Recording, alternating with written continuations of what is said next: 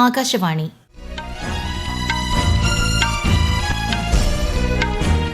നമസ്കാരം. വാർത്തകൾ വായിക്കുന്നത് ബിന്ദു വിനോദ്.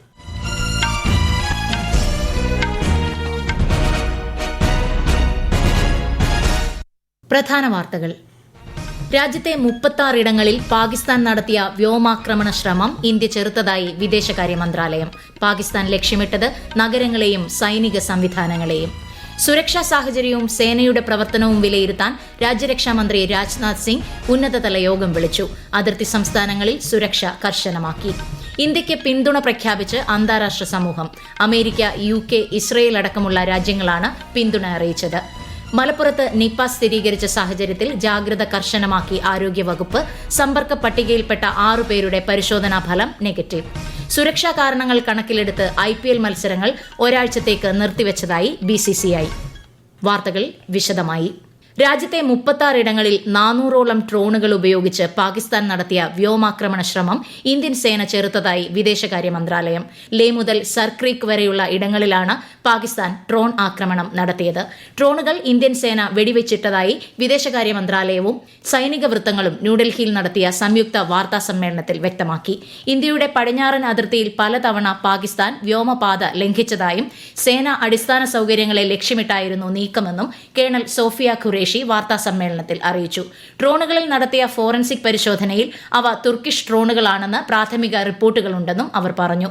ആക്രമണത്തിന് മറുപടിയായി പാകിസ്ഥാനിലെ 4 പ്രതിരോധ മേഖലകളിൽ ഇന്ത്യ ഡ്രോൺ ആക്രമണം നടത്തിയതായി വിംഗ് കമാൻഡർ വ്യോമിക സിംഗ് അറിയിച്ചു. ഒരു ഡ്രോണിന് പാകിസ്ഥാന്റെ വ്യോമ പ്രതിരോധ റഡാർ തകർക്കാൻ സാധിച്ചതായും വിംഗ് കമാൻഡർ വ്യക്തമാക്കി. Pakistan military carry out multiple violations of Indian airspace along the entire western border with an intent to target military infrastructure. Pakistan military also resorted to firing of heavy caliber weapons along the line of control. Pakistan also carried out artillery shelling across the line of control using heavy caliber artillery guns and armed drones at Tangdhar, Uri, Poonch, Mendhar, Rajouri, Akhnur and Udhampur in Jammu and Kashmir area, which resulted in some losses and injuries to Indian Army personnel. Pakistan Army also suffered major losses in Indian retaliatory fire. Indian നഗരങ്ങളെയും സൈനിക സംവിധാനങ്ങളെയും ജനവാസ കേന്ദ്രങ്ങളെയും ലക്ഷ്യമിട്ടാണ് പാകിസ്ഥാൻ ഇന്നലെ ആക്രമണം നടത്തിയതെന്ന് വിദേശകാര്യ secretary Vikram Misri പറഞ്ഞു. കൃത്യമായ തിരിച്ചടിയാണ് ഇന്ത്യൻ സേന പാകിസ്ഥാന് നൽകിയതെന്നും ആക്രമണത്തിന്റെ ഉത്തരവാദിത്തം ഏറ്റെടുക്കുന്നതിന് പകരം ഇന്ത്യയ്ക്ക് മേൽ പഴിചാരാനാണ് പാകിസ്ഥാൻ ശ്രമിക്കുന്നതെന്നും അദ്ദേഹം സംയുക്ത വാർത്താ സമ്മേളനത്തിൽ വ്യക്തമാക്കി. Provocative and escalatory actions that were taken by Pakistan last night were targeted at Indian cities and civilian infrastructure in addition to some military targets. The Indian armed forces responded proportionately, adequately and responsibly. ജമ്മുകശ്മീരിലെ സത്വാരി, സാംബ, ആർഎസ്പുര, അർണിയ എന്നിവിടങ്ങളിലേക്ക് പാകിസ്ഥാൻ ഉതിർത്ത 8 മിസൈലുകൾ ഇന്നലെ ഇന്ത്യയുടെ വ്യോമ പ്രതിരോധ സംവിധാനം നിർവീര്യമാക്കി. അതിനിടെ സാംബയിലെ നിയന്ത്രണ രേഖയിൽ പാകിസ്ഥാൻ നടത്തിയ നുഴഞ്ഞുകയറ്റ ശ്രമങ്ങളും അതിർത്തി സംരക്ഷണ സേന പരാജയപ്പെടുത്തി. നുഴഞ്ഞുകയറാൻ ശ്രമിച്ച 7 ഭീകരരെ BSF വധിച്ചു.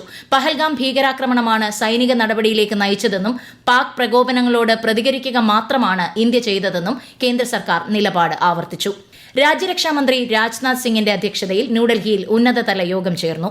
സംയുക്ത സേനാ മേധാവി ജനറൽ അനിൽ ചൌഹാൻ, 3 സേനാ വിഭാഗങ്ങളുടെയും മേധാവിമാർ, പ്രതിരോധ സെക്രട്ടറി RK സിംഗ് തുടങ്ങിയവർ യോഗത്തിൽ പങ്കെടുത്തു. ഇന്ത്യൻ സായുധ സേനയുടെ പ്രവർത്തന തയ്യാറെടുപ്പും പടിഞ്ഞാറൻ അതിർത്തിയിലെ സുരക്ഷാ സാഹചര്യവും യോഗത്തിൽ അവലോകനം ചെയ്തു. അതേസമയം കേന്ദ്ര ആഭ്യന്തരമന്ത്രി Amit Shah BSF, CISF, bureau of civil aviation security എന്നിവയുടെ ഡയറക്ടർ ജനറൽമാരുമായി കൂടിക്കാഴ്ച നടത്തി. കരസേനയെ പിന്തുണയ്ക്കുന്നതിന് ടെറിട്ടോറിയൽ ആർമിയിലെ ഉദ്യോഗസ്ഥരുടെ സേവനം ഉപയോഗിക്കാൻ കരസേന മേധാവിയെ അധികാരപ്പെടുത്തി കേന്ദ്ര സർക്കാർ. സുരക്ഷാ സംവിധാനങ്ങൾ ഒരുക്കുന്നതിനുൾപ്പെടെ സഹായം തേടാവുന്നതാണ്.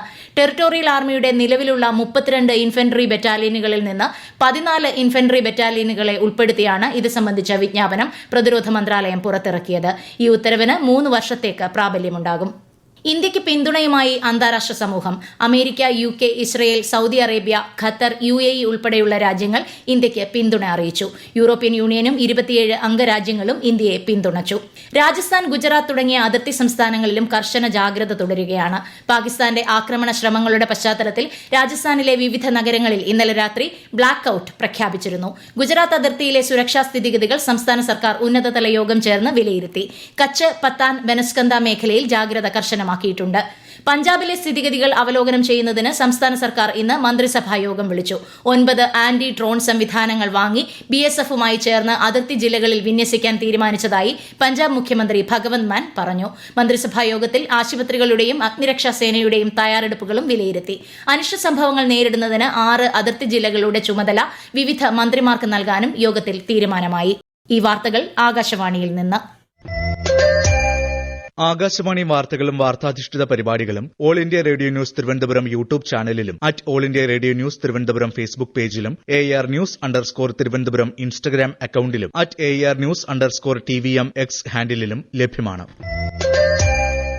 കേന്ദ്ര ആരോഗ്യമന്ത്രി JP നഡ്ഡ ആരോഗ്യ മന്ത്രാലയത്തിലെ മുതിർന്ന ഉദ്യോഗസ്ഥരുമായി ഇന്ന് ഉന്നതതല യോഗം ചേർന്നു. അടിയന്തര ആരോഗ്യ സംവിധാനങ്ങളുടെ തയ്യാറെടുപ്പ് ന്യൂഡൽഹിയിൽ നടന്ന യോഗത്തിൽ അവലോകനം ചെയ്തു. അവശ്യമരുന്നുകളുടെ ലഭ്യത, മതിയായ രക്തം, ഓക്സിജൻ, ട്രോമ കെയർ കിറ്റുകൾ എന്നിവ ഉറപ്പാക്കാൻ ആശുപത്രികൾക്കും മെഡിക്കൽ സ്ഥാപനങ്ങൾക്കും നിർദ്ദേശം നൽകിയിട്ടുണ്ട്. രാജ്യത്തെ ബാങ്കുകളുടെയും ധനകാര്യ സ്ഥാപനങ്ങളുടെയും സൈബർ സുരക്ഷാ മുന്നൊരുക്കം സംബന്ധിച്ച് കേന്ദ്ര ധനമന്ത്രി നിർമ്മല സീതാരാമനും ഇന്ന് യോഗം വിളിച്ചു. രാജ്യത്ത് ATMകളും ഡിജിറ്റൽ പണമിടപാട് സംവിധാനങ്ങളും പൂർണ്ണമായും പ്രവർത്തന സജ്ജമാണെന്ന് പൊതുമേഖലാ ബാങ്കുകൾ വ്യക്തമാക്കി. മതിയായ ഇന്ധന ശേഖരം രാജ്യത്തുണ്ടെന്ന് ഇന്ത്യൻ ഓയിൽ കോർപ്പറേഷനും അറിയിച്ചു. 3 ഇന്ത്യൻ ജെറ്റ് വിമാനങ്ങൾ കശ്മീരിൽ തകർന്നു വീണെന്ന തരത്തിൽ ചില മാധ്യമങ്ങളിലൂടെ പ്രചരിക്കുന്ന ചിത്രം വ്യാജമാണെന്ന് PIB ഫാക്ട് ചെക്ക് വിഭാഗം. ജനങ്ങളെ തെറ്റിദ്ധരിപ്പിക്കാനുള്ള ആസൂത്രിത ശ്രമങ്ങളുടെ ഭാഗമാണിതെന്നും കേന്ദ്ര സർക്കാർ വ്യക്തമാക്കി. ഇന്ത്യയുടെ സുഖോയ് 30 വിമാനം മുസാഫർബാദിൽ വെടിവെച്ചിട്ടതായി സമൂഹ മാധ്യമങ്ങളിലൂടെ പാകിസ്ഥാൻ തെറ്റായ പ്രചാരണം നടത്തുന്നതായും PIB അറിയിച്ചു. ഇന്ത്യൻ സൈന്യത്തിന്റെ ആധുനികവൽക്കരണത്തിനായി സർക്കാർ ഒരു ബാങ്ക് അക്കൌണ്ട് തുറന്നിട്ടുണ്ടെന്ന് അവകാശപ്പെടുന്ന വാട്സ്ആപ്പ് സന്ദേശം പ്രചരിക്കുന്നുണ്ടെന്നും ഈ അവകാശവാദം തെറ്റിദ്ധരിപ്പിക്കുന്നതാണെന്നും PIB വ്യക്തമാക്കി. ഏതെങ്കിലും തരത്തിലുള്ള തെറ്റായ വിവരങ്ങൾ ശ്രദ്ധയിൽപ്പെട്ടാൽ PIBയുടെ ഫാക്ട് ചെക്ക് വിഭാഗത്തെ അറിയിക്കണമെന്നും നിർദ്ദേശമുണ്ട്. സംസ്ഥാനത്ത് SSLC പരീക്ഷാഫലം പ്രഖ്യാപിച്ചു. വിജയശതമാനം 99.5. 4,27,020 വിദ്യാർത്ഥികളാണ് ഇക്കുറി SSLC പരീക്ഷ എഴുതിയത്. ഇതിൽ 61,449 പേർ എല്ലാ വിഷയങ്ങൾക്കും A+ നേടിയതായും പരീക്ഷാഫലം പ്രഖ്യാപിച്ചുകൊണ്ട് മന്ത്രി V. ശിവൻകുട്ടി പറഞ്ഞു. ഉന്നത വിദ്യാഭ്യാസത്തിന് യോഗ്യത നേടിയ വിദ്യാർത്ഥികളുടെ എണ്ണം 4,24,583. എല്ലാ വിഷയങ്ങൾക്കും A+ നേടിയ വിദ്യാർത്ഥികളുടെ എണ്ണം 61,449. ഏറ്റവും കൂടുതൽ വിദ്യാർത്ഥികൾക്ക് എല്ലാ വിഷയങ്ങൾക്കും A+ കിട്ടിയ വിദ്യാഭ്യാസ ജില്ല മലപ്പുറം. വിജയശതമാനം ഏറ്റവും കൂടുതലുള്ള റവന്യൂ ജില്ല കണ്ണൂർ. ഏറ്റവും കുറവുള്ള റവന്യൂ ജില്ല തിരുവനന്തപുരം. മലപ്പുറത്ത് നിപ്പ രോഗബാധിതയുടെ സമ്പർക്ക പട്ടികയിൽപ്പെട്ട 6 പേരുടെ പരിശോധനാ ഫലം നെഗറ്റീവായി.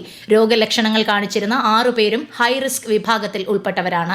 നിപ്പ സ്ഥിരീകരിച്ച വളാഞ്ചേരി സ്വദേശിയായ 42-കാരി പെരിന്തൽമണ്ണയിലെ സ്വകാര്യ ആശുപത്രിയിൽ ഗുരുതരാവസ്ഥയിൽ തുടരുകയാണ്.